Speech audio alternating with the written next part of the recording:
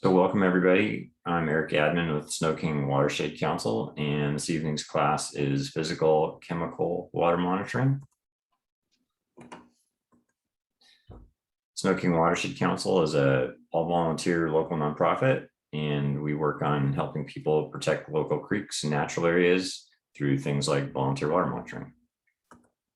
We're also part of Global Water Watch, and Global Water Watch is international program. Their US base is out of Auburn University, and they're the ones who provided the basic training curriculum that we're using, along with data sheets and other materials, including the Global Water Watch database. So what we're going to go over this evening is we're going to learn Global Water Watch techniques for physical and chemical monitoring. We're going to discuss each of the various techniques in turn. We're going to watch demonstration videos from Global Water Watch's partner program, which is Alabama Water Watch. So Auburn University started Alabama Water Watch at the same time as they started Global Water Watch, and they're mostly the same technique. There's a couple things that aren't up to date, so we'll address those, and then we'll have a section on questions and answers. So first of all, I want to put physical and chemical monitoring in context. So this is one aspect of water quality that we're monitoring, but it's in the context of what is happening in the overall watershed. So there's a lot of different things that you can research that'll give you some indications as to what's happening in the watershed. Is it getting healthier? Is it getting less healthy? What are the sorts of physical characteristics of the watershed? What things are changing in the watershed? Is there development going on? Is there an industrial site? Are there roads across the water body that you're interested in? So this is one way of assessing what's happening at some particular locations on the creek. It can help give us some insight into those other things, but you also want to be aware of those other things that are happening in the watershed to give you some context around what you're doing. Some of the different common water quality variables that are monitored are the ones listed here. And these are used in particular, they're used by King County to determine a water quality index. And so a number of these we monitor as well, although not every single one of them. So we do fecal coliform, oxygen, pH, temperature, turbidity. TSS stands for total suspended solids. We don't do that one. Phosphorus and nitrogen or nitrates, we have some tests to do, but that's not part of our regular monitoring process, even though those are some variables of interest because nutrients can promote algae growth. So those are common water quality variables that are monitored. There's different ways that data is collected. So one way you can collect data is with an electronic meter with a probe that you put into the water. You can also collect samples in the field and then don't do any field processing, but send those back to a lab to be processed in a lab. You can also have a fixed data logger. If there's a point that you always want to monitor a particular variable, whether it be temperature or flow or turbidity, there's a number of different variables that can be monitored using fixed data logger. And then you can also do what we do, which is we use these Lamont kits and we go out to the field and we conduct a series of tests in the field. And so that each of the different methods has its different pros and cons. The pluses and minuses associated with the electronic meter are it's very precise. So you get down to multiple decimal points of accuracy conceivably. It's generally accurate if you calibrate it. It's very fast. You just take your calibrated meter to the field, drop that probe in the water after you turn it on and warm it up, and you get your information. The downside is they're expensive. They usually cost anywhere from $3,000 to $5,000 a piece, depending on how complex a meter is. They need to be calibrated. So that means every time before you're going to go out and use that, you would have to run a test of that meter in a known concentration solution and then get a result to calibrate the meter, then you can go out and monitor. So if somebody needs to do the background maintenance, some of the things that they can measure include these variables. We do have one of these meters right now that we have loaned out to Puget Soundkeeper, and they're using it with a youth group. There are some other variables that you can monitor as well with these meters. There's also a thing called a photometer. This is another piece of equipment that we have that we use for measuring nitrates and phosphates, copper, zinc. There's a number of different things that you can measure it with. The way that this works is you collect a sample of water and then you put it into a sample bottle. You zero out your meter, and then you add this reagent to it, and the photometer shines some light through that sample. And based on how that reagent has reacted with it, it changes how the light refracts and gives you a concentration for whatever that is that you're running a test on. The equipment that we use for our global water watch monitoring is primarily the Lamont kit and then some other peripheral materials to help us do our monitoring. And we'll get into each of the different details that are there. So the variables that we monitor with global water watch techniques are temperature, pH, dissolved oxygen, alkalinity, hardness, and turbidity.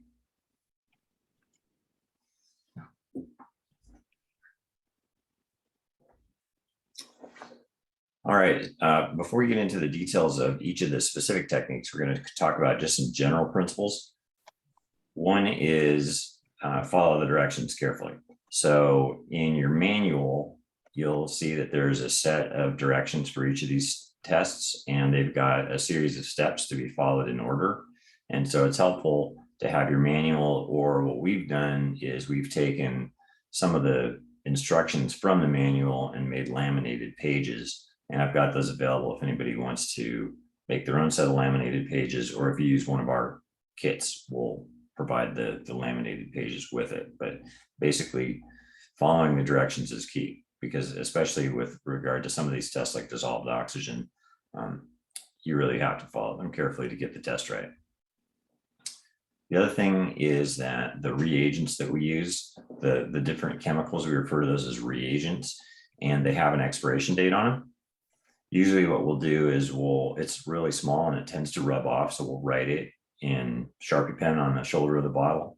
But before you go out and do your monitoring, you just want to make sure that everything in your kit is not expired. You also want to make sure that when you're out in the field, you record your data so that you don't forget to write it down, because later you go, oh, was it 7 pH or was it 7.5? What was it? You want to just write it down when you collect the data and then enter it onto the Global Water Watch site, assuming that you're using the database. In terms of doing the test, you're going to come up with some waste reagents at the end of the test.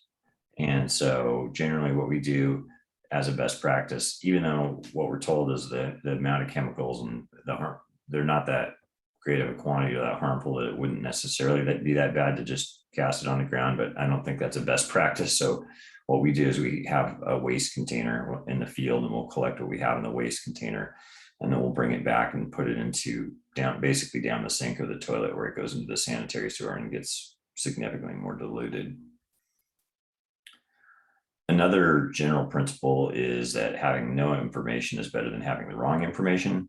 So in other words, if you go partway through a test or you complete your test and you think that you might have done something wrong, repeat your test so that you make sure you've done it correctly.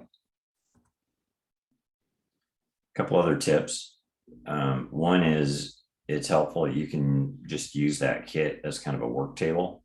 And so as you're doing a test, you'll find that you have a tube full of reagent. And if you just set it on that blue box, or you set it on the ground, or you do whatever with it, you can spill it, have to do your test again. So you can help keep organized while you're working. A concept that you need to be familiar with is this concept that's called a meniscus. And so for a number of these different tests, you're asked to fill the tube to a given line. And what you want to do is there's that little curve that's formed because of the surface tension of water that goes up the edges of the tube as you look at it from the side. You want to make sure the bottom of that little curve, that meniscus, is even with the measuring line. Another tip is in regard to dispensing the reagent drops. So what you want to do when you're dispensing the drops is you want to squeeze the bottle when it's right side up. Then you're going to turn it upside down and let that pressure off, and it'll suck in a little bit of air. We'll demonstrate this more in our field. And then what that does is it makes it so that the drops don't just run out too quickly. And you want to dispense your drops slowly so that you don't lose count, because in most of these, you're doing a titration-based test where you need to keep a careful count of the drops. And if you're doing it really quickly, it's easy to lose count or do more or less than what you think. So I mentioned that a lot of these tests are titration-based tests. So the concept of titration is you're adding a little bit of chemicals to a colored solution until you see some sort of a color change. So you added an initial set of chemical reagents that get one color change. Now you're adding another one until either the color changes or becomes clear.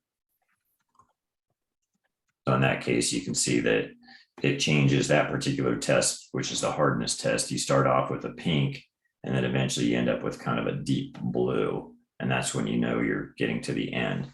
And the way that you determine the end of your test is when you think you've added it, it's changed, you add one more drop beyond where you think you're at the end. And if it does not change, you don't count that last drop. So you count the number of drops you had prior to that last drop as your number of drops, and that's your titration endpoint. So one of the variables that we measure is temperature, and we use a simple alcohol thermometer that measures in Celsius. Temperature is a very important characteristic for things that live in water. Cold water holds more dissolved oxygen. It affects how things live in that water. And generally speaking, around here, salmon in particular need really cold water. If the water is too warm, that can create a thermal barrier to migration and can actually cause salmon mortality. This is a chart that is from Washington State Administrative Code section on freshwater standards. And so there's particular standards for different types of salmonid habitat and activities and what those temperatures should be.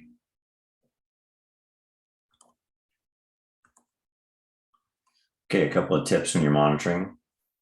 You want to hold it by the bulb. By the eyelet, not the bulb. If you hold it by the bulb is the bottom part. The temperature of your hand or your fingers could affect the temperature that you get. If you're using just one thermometer, we recommend you measure air first before water, just because you might have some evaporative cooling if you're starting with the wet thermometer hanging up. And you're going to use them to record the temperature in Celsius to the nearest 0.5 unit. So I mentioned that we're going to watch some of these instructional videos. So I'm going to switch over and quit sharing this slide presentation and share a short video on air and water temperature.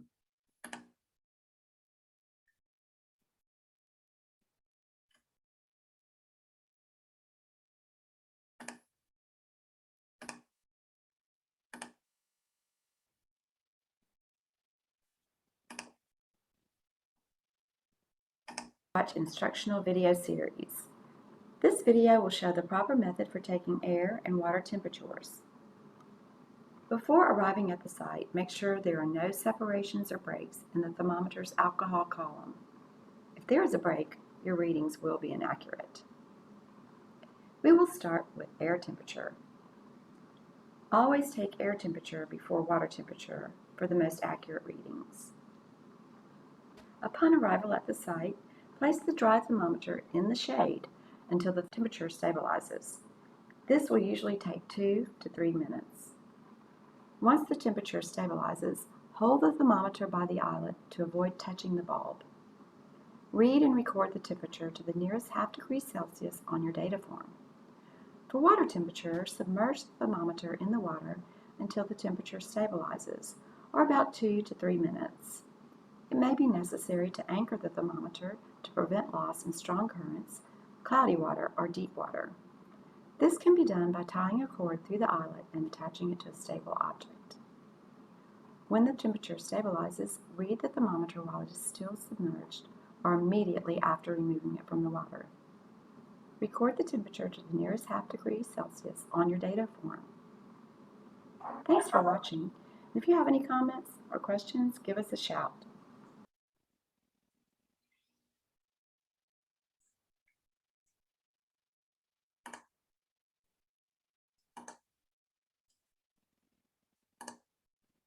Okay, so that's air and water temperatures. That's pretty straightforward. That's an easy test to do.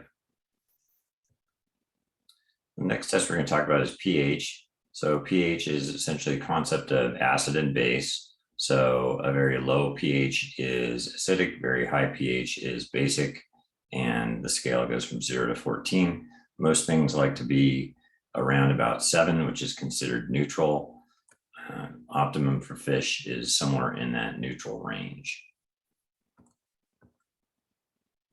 In order to do this test, we're going to use a particular turbidity tube, or excuse me, a pH tube.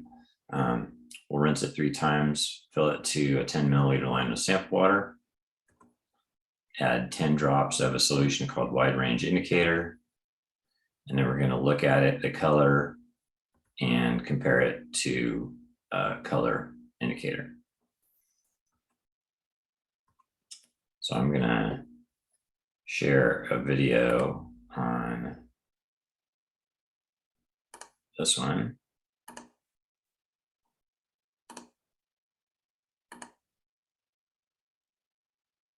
For this test, you will need the wide range indicator, small plastic tube with cap, and the OctaSlide viewer with both OctaSlide color bars.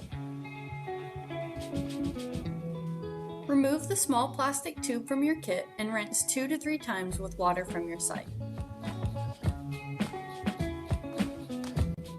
Fill the tube above the line with site water and flick out excess until the bottom of the meniscus touches the 10 milliliter line. This is your sample. Locate the wide range indicator bottle in your kit. Add 10 drops to your sample. When dispensing the reagent, take care to hold the dropper bottle vertically. This ensures uniform size drops.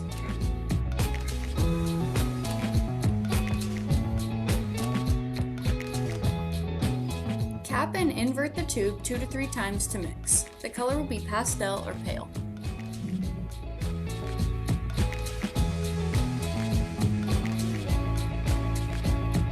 Insert the tube into the OctaSlide viewer and match the color of the water. It is helpful to hold the viewer up to a well-lit uniform background, such as a clear patch of sky. You may need to change the OctaSlide color bar to find the best match. Record the pH to the nearest half unit. Thanks for watching. If you have any comments or questions, give us a shout.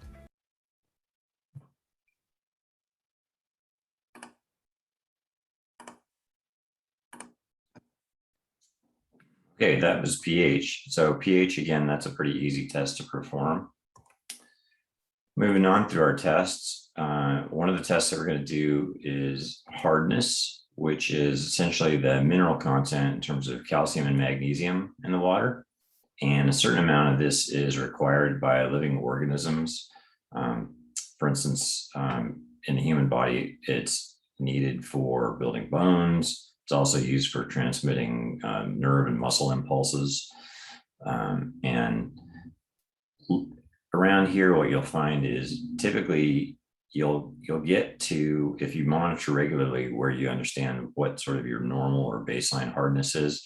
And so when you get very high or very low compared to that, that can tell you that maybe something's happening with the water level. So for instance, around here, low hardness compared to normal might mean that there's extra stormwater in the stream. So these are generally the reference standards for hardness. And usually we're kind of in the middle range around here in terms of what we find for hardness. So we're going to watch a video on that.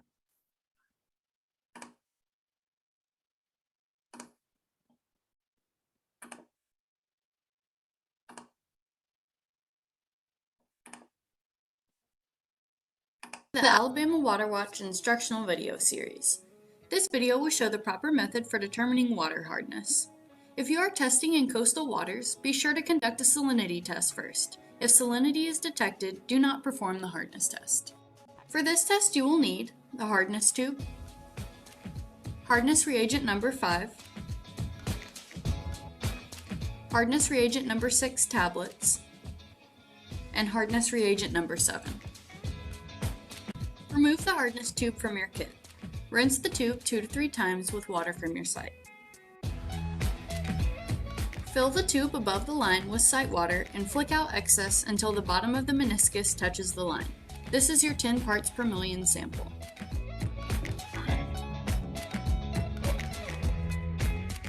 Locate the hardness reagent number 5 bottle. Add 5 drops to your sample and mix. When dispensing the reagent, take care to hold the dropper bottle vertically. This ensures uniform size drops.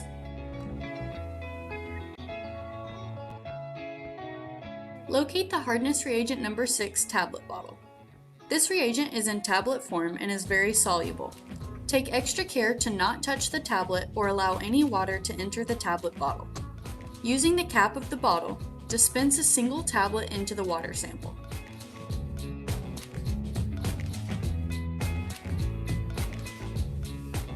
Cap and shake the tube until the tablet dissolves.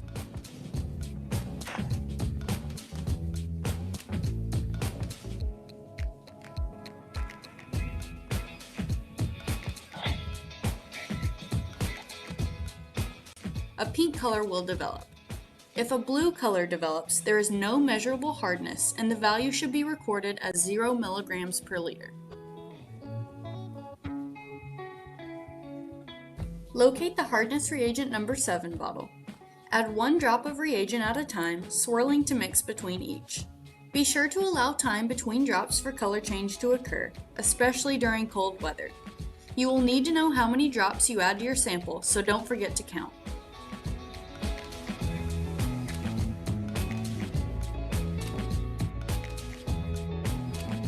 Continue adding single drops of the reagent until the pink color changes to blue and eventually no longer changes with any addition.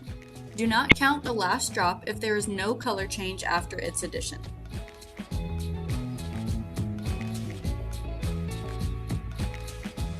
Multiply the number of drops added by 10 to calculate the hardness value in milligrams per liter. Thanks for watching. If you have any comments or questions, give us a shout.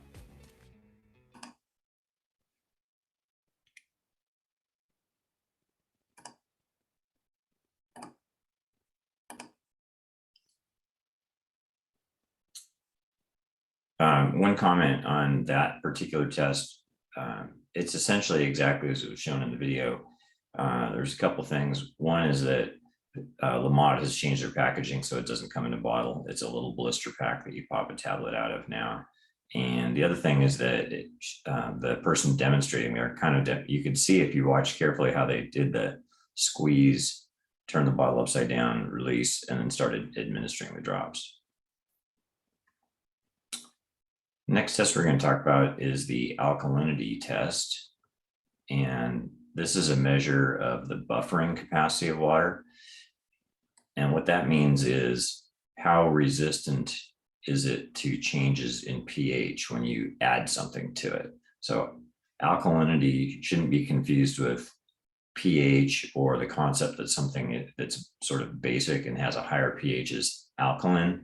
This is a different concept, and this is a concept of buffering. So this is where we're looking at the calcium and magnesium ions in water. If you had calcium carbonate and it broke up in water, the calcium part would give you the hardness. The carbonate and bicarbonate ions would give you the alkalinity. And here's kind of the range that you expect to see with alkalinity. So again, this is just something where you're probably going to get kind of a baseline level. But if you found something extraordinarily off from this, then you might go, oh, we need to investigate a little bit. So for instance, there's an example given in some of the classes from Global Water Watch where they talk about a location in Alabama where they discovered that there was a textile plant that had a point source of pollution that was going into a creek, and that resulted in very high alkalinity. So if you found something way off, you'd want to investigate. All right, so let's watch a little video on how to do this test.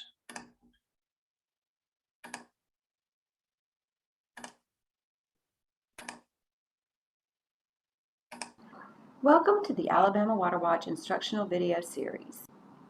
This video will show the proper method for measuring alkalinity. For this test, you will need the alkalinity test tube, BCG MR tablets, alkalinity titration reagent B, and a plastic dropper with no line.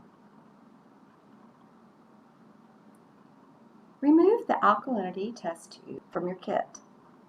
Rinse the tube 2 to 3 times with water from your site.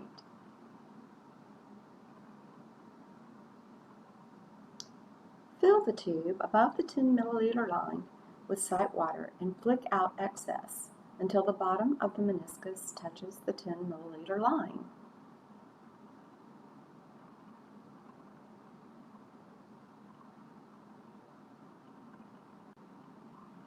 Locate the BCG MR tablet bottle. This reagent is in tablet form and is very soluble. Take extra care to not touch the tablet or allow any water to enter the tablet bottle. Use the cap of the tablet bottle and dispense a single tablet into the water sample. Cap and shake the tube until the tablet dissolves. A blue-green color will develop. If a pink or pink-gray color develops, there is no measurable alkalinity, and the value should be recorded as 0 milligrams per liter.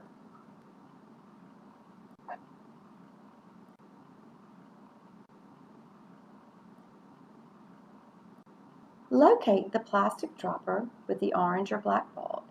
Also, locate alkalinity titration reagent B. Fill the dropper with the reagent.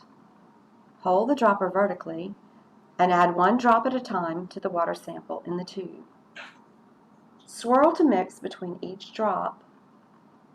Be sure to allow time between drops for color change to occur, especially during cold weather. You will need to know how many drops you add to your sample, so don't forget to count.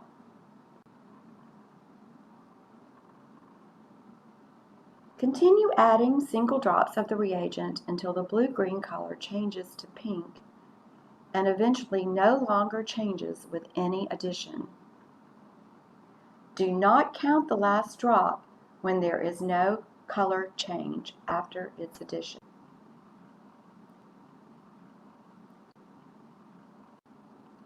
Refill the dropper when needed to ensure uniform size drops.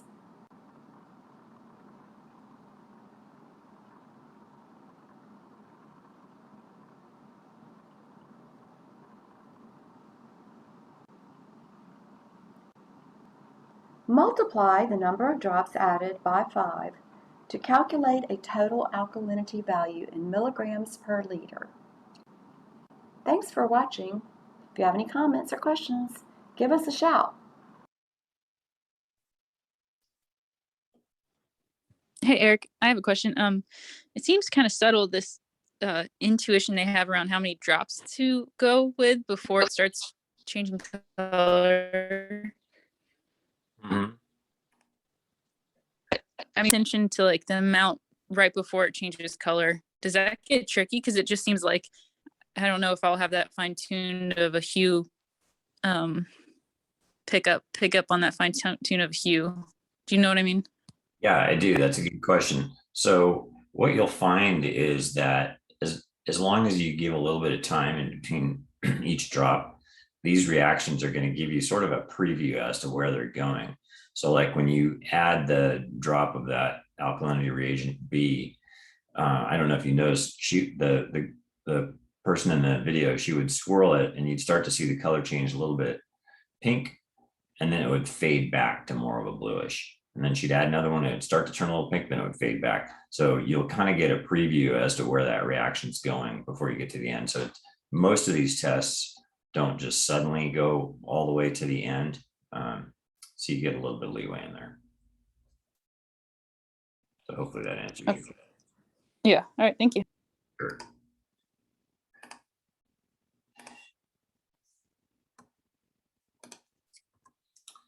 Okay, the next test we're going to talk about is turbidity and what it means and a couple different ways that you can measure it.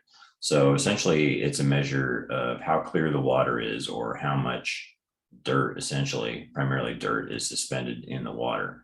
And the things that can cause the water to be turbid or have a lot of suspended material can be natural, or they can come from human created sources.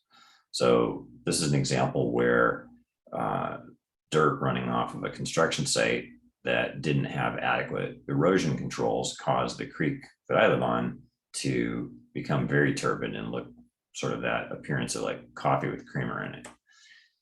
There's a number of ways that this can be harmful. It can carry contaminants itself.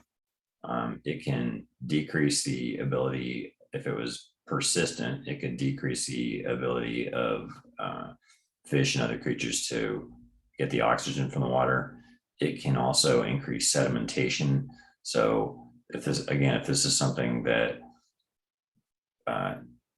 happens a lot, or there's a lot of it, you could have gravel getting filled up with sediment. And so salmon red, where they bury their eggs, could be buried under the sediment. So there's a number of different issues with turbidity. Turbidity also provides dirt particles in water provide attachment points for other pollutants, including bacteria. So there's a couple different ways that we measure it.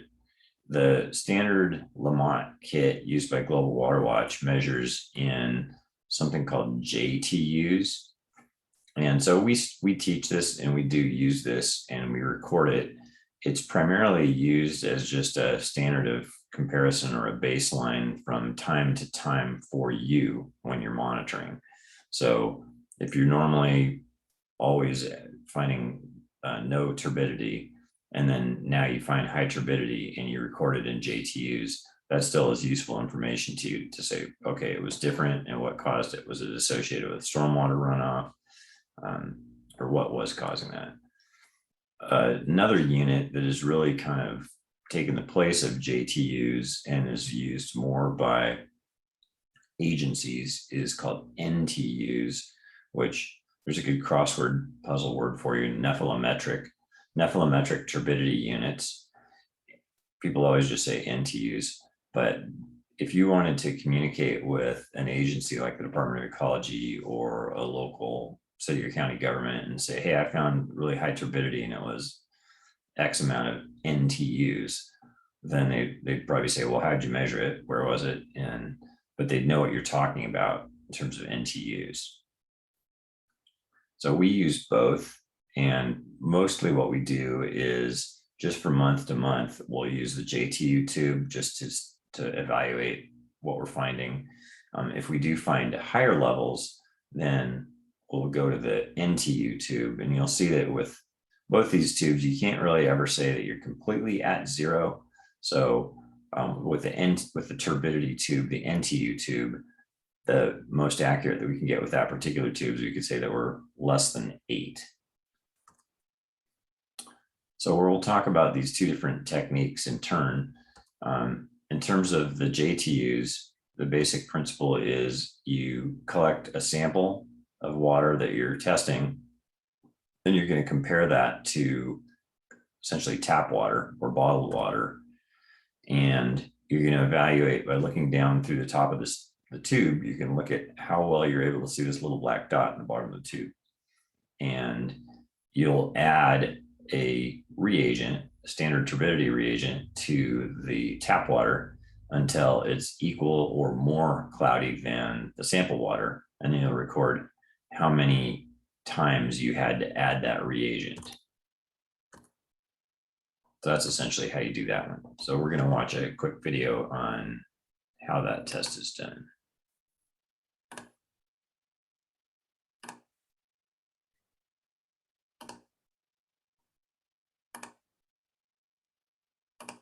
Welcome to the Alabama Water Watch instructional video series. This video will show the proper method for determining the turbidity of a water body. For this test, you will need turbidity columns, standard turbidity reagent, stirring rod, and bottled distilled or tap water. Locate the turbidity columns in your kit. Fill one column to the 50 milliliter line with sample water. Look down through the column and locate the black dot on the bottom. If the dot is not visible, empty and refill the column to the 25 milliliter line. If the dot is still not visible, record turbidity as too high to measure, or THTM, in the comments section of your data form. Fill the second turbidity column with an equal amount of bottled distilled or tap water. This is your control column. It may be helpful to label one of the turbidity columns as sample and the other as control to avoid confusion.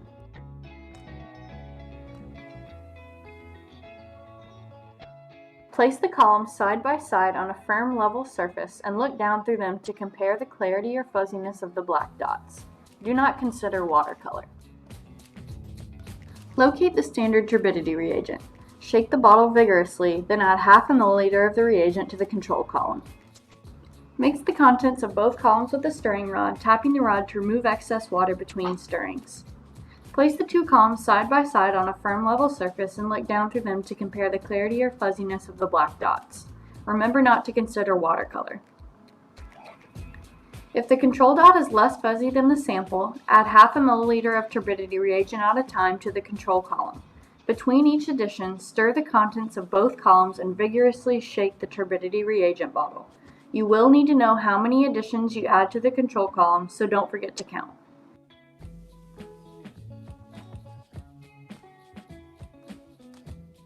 Once the control dot is fuzzier than the sample, record the number of additions, not counting the last addition. For example, if just one addition of turbidity reagent makes the control column dot fuzzier than the sample column dot, record as 0 additions. In this case, 3 additions of turbidity reagent made the control column dot fuzzier than the sample column dot, so we would record it as 2 additions. Use the number of measured additions of turbidity reagent to find the corresponding turbidity value on the chart in your water chemistry manual. Be sure to read the column on the chart corresponding to the original sample volume of either 50 milliliters or 25 milliliters. Thanks for watching. If you have any comments or questions, give us a shout.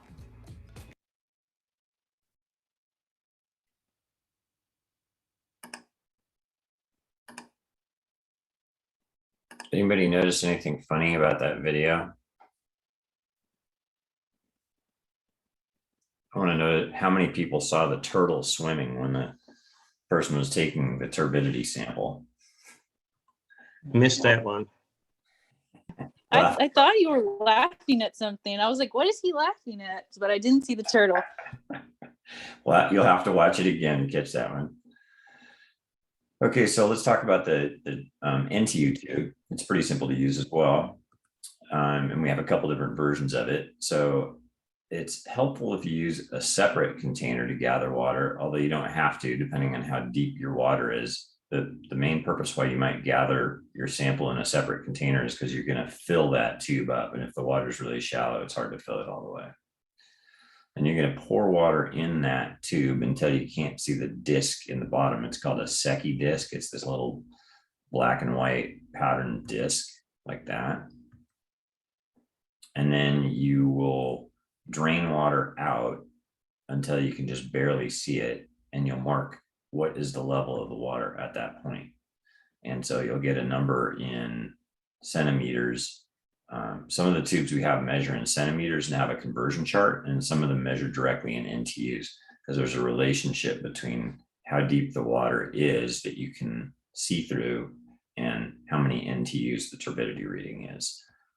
So in this case, this tube has got the chart. And so you'd go, okay, I was at 12 centimeters. That means I had 90 NTUs. So that's how you would use that.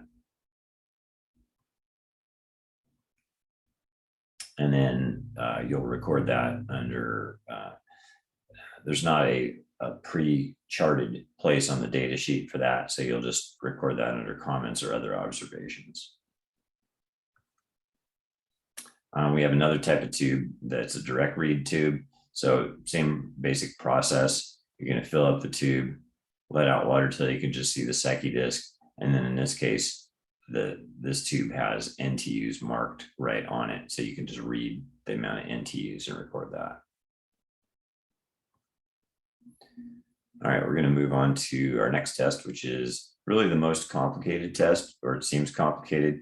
Once you've done it a few times, and once you've done all these tests a few times, then they actually get pretty simple and they flow pretty well. But the first couple times you go through them, you want to do them slowly and carefully. So it'll take you a little bit more time. But my wife and I water monitor about once a month on a couple different sites. And I'll say it takes us about 20 minutes per site to run through all these tests, including dissolved oxygen. So dissolved oxygen is really important. Things that live in the water need oxygen. The different types of animals that live in the water. Plants create the oxygen. And so the water can actually come in a couple different ways. One is just by physical mixing, and one is from the plants and their photosynthesis releasing oxygen. Different types of fish need different levels of dissolved oxygen. And just like also different benthic macroinvertebrates need different levels of dissolved oxygen. So some things can survive in lower levels of dissolved oxygen, like warm water fish. Like if you were to go down to the south, and bass and carp and things like that could tolerate lower levels of dissolved oxygen.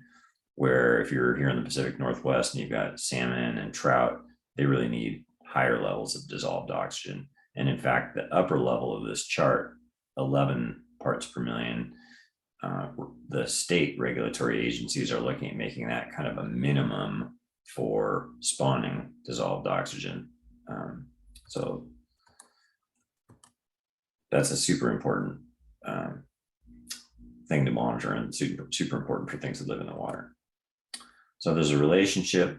This might be a little bit complicated, but this is basically a graph showing water temperature and dissolved oxygen plotted on the same graph. And you can see that where water temperature goes down, dissolved oxygen goes up, and vice versa.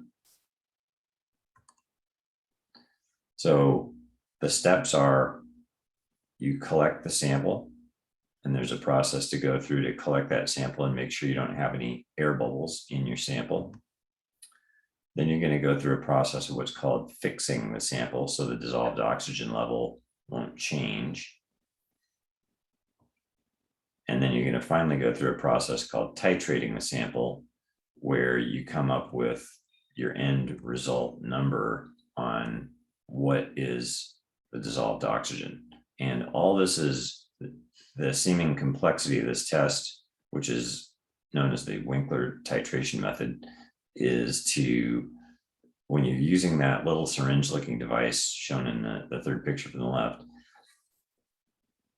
the number that you read on that in terms of how much of that reagent you added ends up being your dissolved oxygen number. So this is essentially a test that's set up to make it so that at the end, you can just go, okay, well, I added 8.0, so the dissolved oxygen is 8.0. And then again, this is a titration based test. So at the very end, you're looking for that solution to turn clear. And we're going to watch a couple different videos that go through how this works.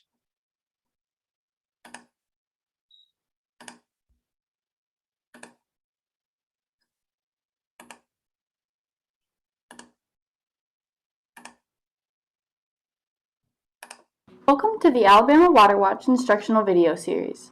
This video will show the proper method for collecting and fixing a sample used to determine the dissolved oxygen in water. This video corresponds to Step A and Step B in the Water Chemistry Manual.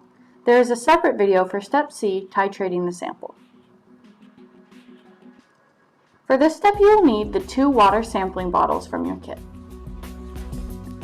2 replicate samples for dissolved oxygen must be taken to ensure precision. Replicates are 2 samples collected at the same time and place. You will use both water sample bottles in your kit. Uncap the bottles and rinse 2 to 3 times with water from your site.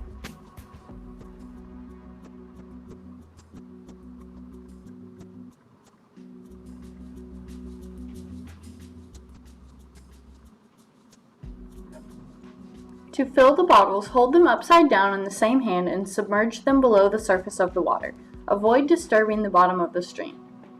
Allow the sample bottles to fill while completely underwater. Move or shake the bottles to allow all air bubbles to escape. Invert caps and cap the bottles upside down while they are still submerged.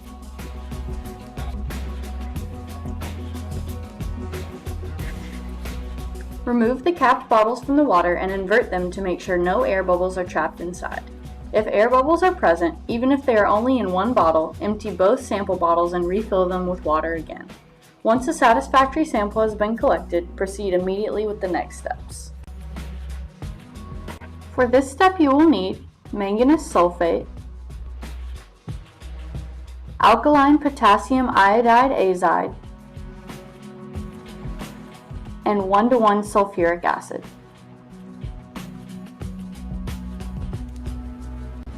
Each of the following steps should be done for both samples collected in Step A, one after the other.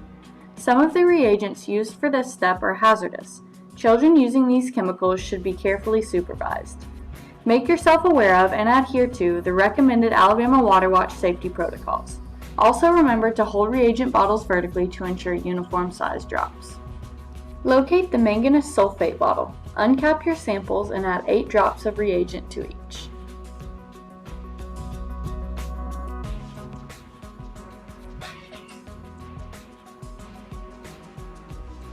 Locate the alkaline potassium iodide azide bottle and add 8 drops to each sample.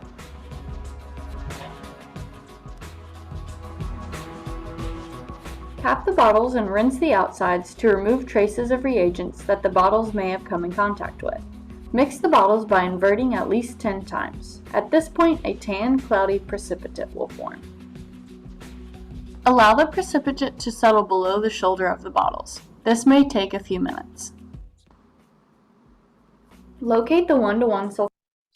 I'll just say that in practice, we often start with the dissolved oxygen test and let it get to a point where you're waiting, and then do another test while you're waiting for that reaction to proceed, then come back to it. Sulfuric acid bottle. Add 8 drops to each sample.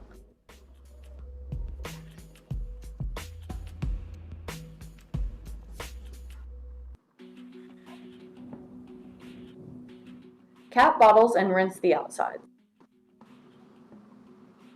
At this point, the sample will contain dark brown flecks. Repeatedly invert the sample bottles to mix until most of the flecks have dissolved. Be patient during this step.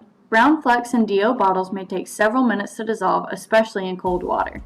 It may be helpful to begin sampling your site with the dissolved oxygen test so that other tests may be performed while waiting for DO reactions to complete. Your final sample should resemble apple juice or tea. At this point, your samples are now fixed. This means the oxygen in the sample is chemically trapped and that contact between the water sample and the atmosphere will not affect the test result. Please watch the second dissolved oxygen instructional video to see the proper method for titrating your samples. Thanks for watching. If you have any comments or questions, give us a shout.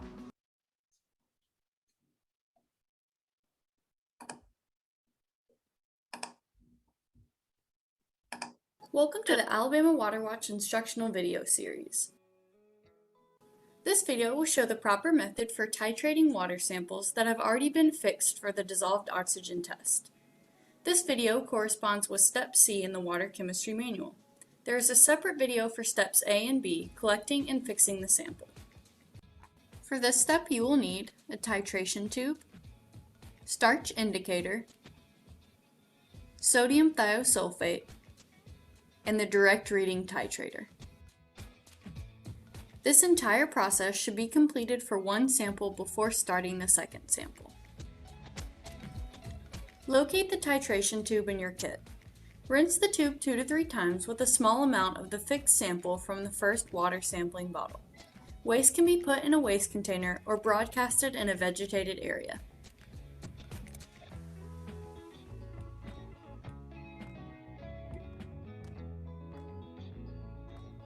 Fill the titration tube to the 20 milliliter line with the same fixed sample.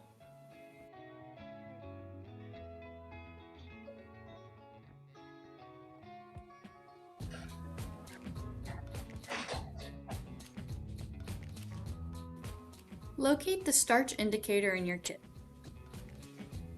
Add 8 drops to the tube and gently swirl to mix.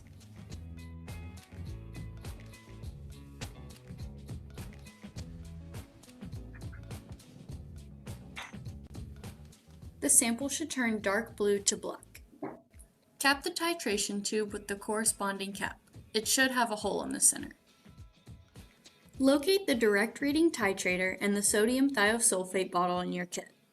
Depress the plunger on the titrator and insert into the hole in the top of the sodium thiosulfate bottle. Invert both the bottle and the titrator.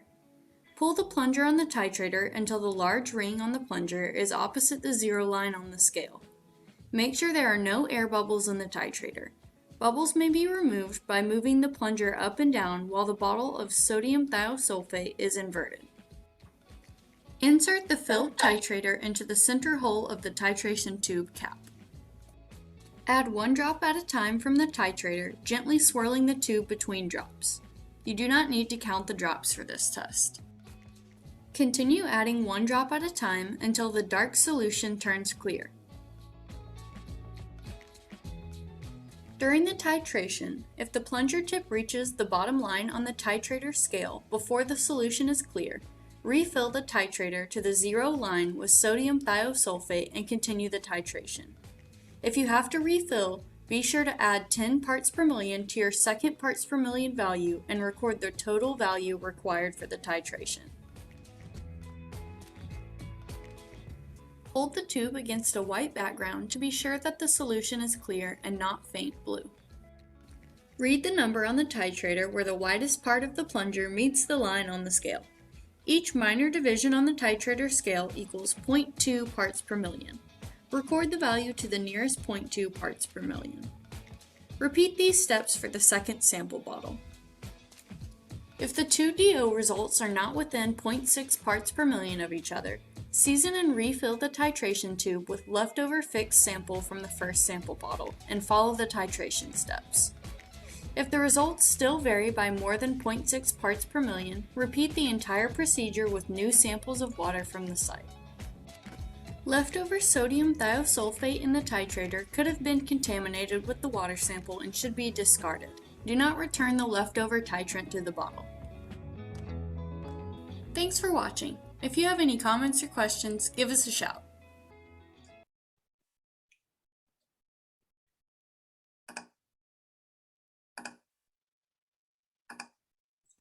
Okay, that was a little bit complicated. So does anybody have any questions about that test? No? Okay. So then once we've done that test, the final thing we do is we calculate what's called dissolved oxygen saturation. And what that means is at a given temperature, there's a certain amount of dissolved oxygen that you'd find if it was 100% saturated. In other words, if it was carrying 100% of what it could carry. And so you compare what you found at that same temperature with what 100% would be. So essentially you divide your number by that number. So let's say that our temperature was 10 degrees Celsius and we had found dissolved oxygen of 8. We would divide 8 by 11.7, and then that would give us essentially a percentage reading, and we note that as our dissolved oxygen saturation. And right now in the Global Water Watch data entry screens, they automatically do that calculation for you. So you really only have to record your average DO, but it will calculate the DO saturation.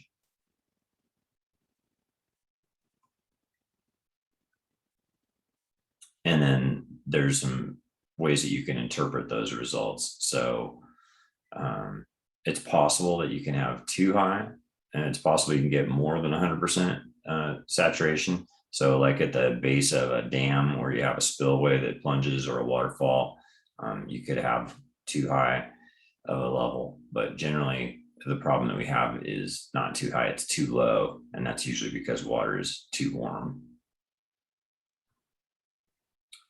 So as you go along and do these tests, you're going to record each of your results on a monitoring data form.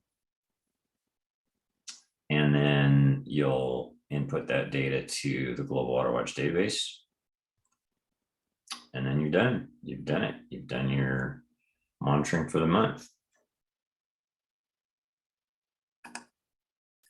So we're going to stop the recording here, and then I'll take any questions. And we'll talk about what our next steps are going to be.